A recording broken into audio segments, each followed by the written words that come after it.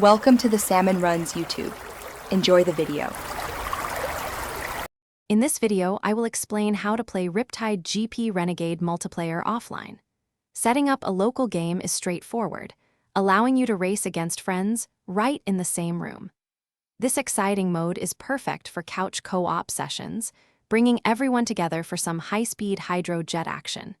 You'll need to ensure each player has their own gamepad controller ready to connect to your device.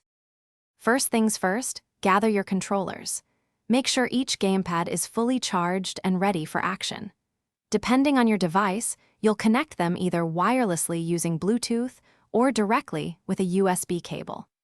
Riptide GP Renegade typically supports up to 4 players in split screen, so prepare one controller for each person joining the race. Once your controllers are connected, navigate to the game's main menu.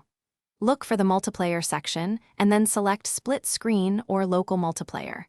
This will take you to the game setup screen where you can customize your race. You and your friends can then pick your favorite hydro jets, choose your unique riders, and select from a variety of thrilling tracks. With everything set, the race begins.